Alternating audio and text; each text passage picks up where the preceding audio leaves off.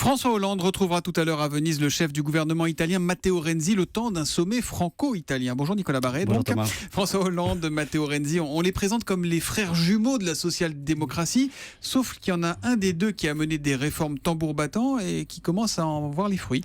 Oui, Matteo Renzi est arrivé au pouvoir il y a exactement 2 ans et la première chose qu'il a faite, c'est qu'il a fait voter sa loi El Khomri, si je puis dire, appelée là-bas le Jobs Act. Alors ça n'a pas été simple, il a affronté l'aile gauche de son propre parti, ça rappelle quelque chose, il a affronté les syndicats et même la rue. Donc. Et même la rue, ça a été très compliqué, mais c'est passé. Le Jobs Act assouplit le code du travail et instaure un CDI qui prévoit des protections croissantes avec l'ancienneté. C'est l'idée du contrat unique, mais c'est aussi la même philosophie que la loi El Khomri dans le sens où les employeurs peuvent plus facilement ajuster leurs effectifs quand l'activité n'est pas au rendez-vous et du coup, ils hésitent beaucoup moins à embaucher en CDI. C'est un laboratoire intéressant pour nous. Est-ce que ça marche alors ? Alors, Renzi a réussi d'abord en moins de 2 ans à faire ce que François Hollande n'a pas réussi en 4 ans, c'est-à-dire inverser la courbe du chômage tout de même. Le chômage a baissé 2 points en Italie avec une croissance un peu moins forte qu'en France. Et puis, deuxièmement, le Jobs Act a permis la création, selon le gouvernement, de près de 500 000 emplois, dont 400 000 en CDI. Alors, les critiques disent qu'une partie de ces emplois, ce sont en fait des CDD qui ont été transformés en CDI. N'empêche que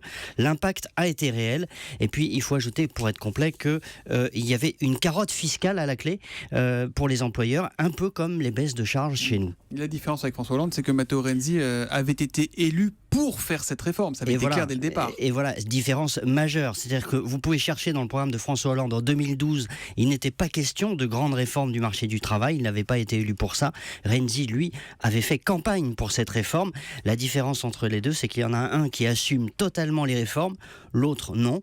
Et en fait, Renzi et Hollande ne sont pas tout à fait ses frères jumeaux sociodémocrates comme on les présente parfois. Nicolas Barret, directeur de la rédaction des Échos, qu'on retrouve tous les matins après le journal de 8h sur Europe 1. À demain, Nicolas. À demain.